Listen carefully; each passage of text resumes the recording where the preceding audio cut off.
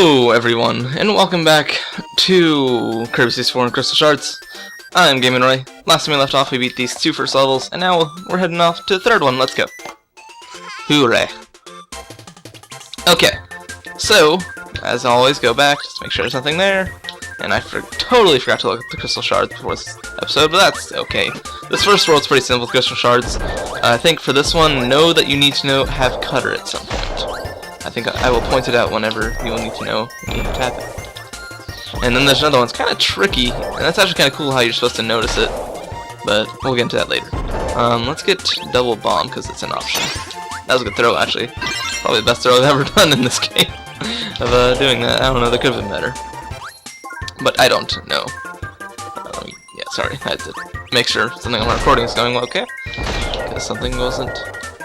Yeah, anyway, no, don't worry about it. Behind the scenes. Alright, because we're playing a game right now, and we need to focus on that.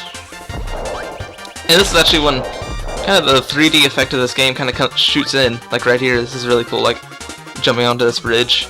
It's pretty cool. Not that I'd rather have a new Kirby game than a 3D remake, but I think this game would look great on the 3DS, personally, but that's just me. But yes, I would rather have, like much other people agree, I'd rather have another Kirby game than a remake. But if they remade it, I'll be pretty happy about it and probably pick it up. So, I'm just gonna get Cutter for now. I'm probably gonna keep it until I need it. Or show off Double Cutter. Double Cutter is basically the same as Cutter, but it's a lot bigger. So, it's still a bit creepy to me. Or, not really creepy, it's just weird that Kirby throws his faces for Cutter instead of throwing regular, like, blade that he usually does. And also, the reason he does this is because even... This doesn't really explain it, but the reason he does it is because I think in one of the Kirby's Dream Land games, could have been all of them. I don't know, the ones that had the animal partners. Which again, could have been all of them. But, yeah, basically, he had a animal partner named Rick, and whenever he had Cutter on Rick, Rick would do the same and throw his face. So it could be just like a reference to Rick. But even then, why did Rick do that? I don't know. But, oh, I messed that up. Messed that up. Okay, let's see if we can Double Cutter here. It's a little bit weird with these platforms. There we go, got it. And then that will give us Double Cutter. As you can see, it's a lot bigger and has like blades on them. As normal Cutter would, but they're more of like teeth, which is weird, but it makes kind of a different sound too, which is kind of cool. But whatever. Let's see what's over here real quick before going down to that pit. Okay, there's some food that I don't need, so I don't know why I'm going towards it. And jump in. Whee! And I believe this is where you need the Cutter ability. Yep. There'll be these tiles throughout the game that have a certain color. Some of them will be different colors. And depending on the color, and that's for start of that thing, of this level, and depending on that color, it will... Oh, cool, one up. It will... You need that power combination, or just that one power, like... I don't think we need a Double Cutter for that part, but I had it anyway, so whatever.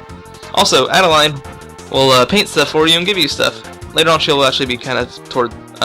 give you hints towards puzzles and stuff, but that's one of her other uses. Also, here's a sneaky Crystal Shard. As soon as you get out of there, you get on this platform, and there's your second Crystal Shard. Pretty close from the first one, actually, if you really think about it. Now, I do believe that those like saw guys that you see right there up in the thing actually give you Cutter, so I'm not gonna like grab them. I think this is probably a good ability to keep for the rest of the level, anyways. Also, this is a really cool feature of the 3D. Also, as you climb up these stairs, you would have been able to see the Crystal Shard on that thing anyway, so it's not like you couldn't see in the first place, so basically you see it and you're just like, oh crap, I gotta go back down and get the Crystal Shard. So it's pretty cool how they did that. I guess I could have shown that off, but I just rather get it then than having to go back. Makes the video shorter at least. Yeah, this is a pretty cool level. And there's these chain things that you climb up, which are pretty cool. And whoa, okay, I really hit that guy. And you want to go up to the one that has the shining light. And there we go. Okay. Also, my format for this videos are probably going to be pretty similar to what I did for... Actually, hang on. I'll explain that after I go up here.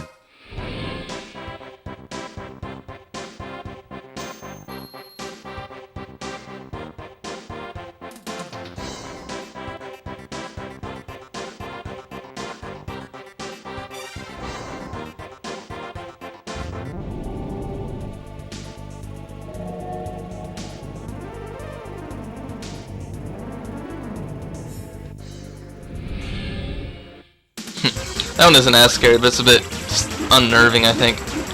Yeah, this King Dedede, he's appeared in most of the Kirby games, if not all of them. But basically, he goes down that many hits. He's pretty easy. He floats around and does some other stuff. I guess I really should have showed off his moves, but oh well. But he does have a second phase, so we may be able to see more. But we'll probably still destroy him.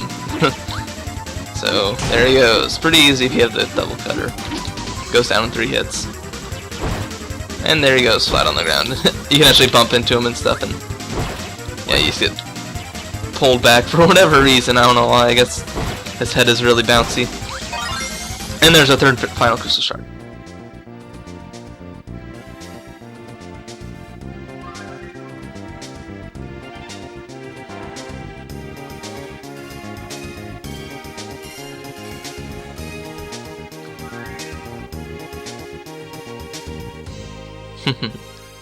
And that's our third and final, like, main helper character. Oh wow, this one's gonna be pretty easy to get. Yep, there we go. Yeah, basically when his arms are forward, he goes shorter, and his arm are back, he go more. And oh wow, we already have that boss, so I guess we'll just do it now. Actually, oh gosh. I'm thinking, because I kind of want to get the best ability for it. No, I think we're fine with the ability we have.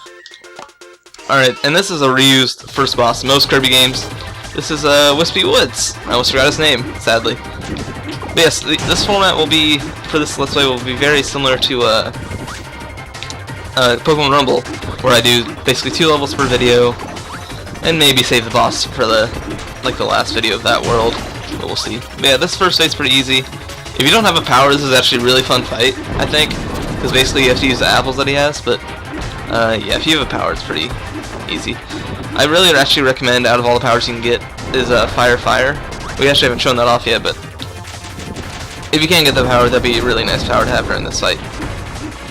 So as you can see, double cutter only does like 1 hit of damage because it goes so slow. Well, if you have double fire, you can just, it's okay. Double fire is a lot like burning, but it's a lot bigger and a lot faster. Much like cutter, except cutter's a lot slower. It's just a lot bigger, really. So you can do multiple hits. I think you can probably do like 2 or 3 hits, I think, per like root thing, because obviously you can't actually hit Whispy Woods himself at all during this fight, actually, which is actually very interesting. But you know, whatever. Oh gosh, whoa! Was not paying attention there. Also, yeah, never mind. It all is. There's not much really to talk about during this fight because it's so simple. His moves are basically the roots and then the apples and then the little trees. And then he gets really sad, much like it's very Charlie Brownish face. But yeah, let's get our only crystal shard of this level because it's a boss fight.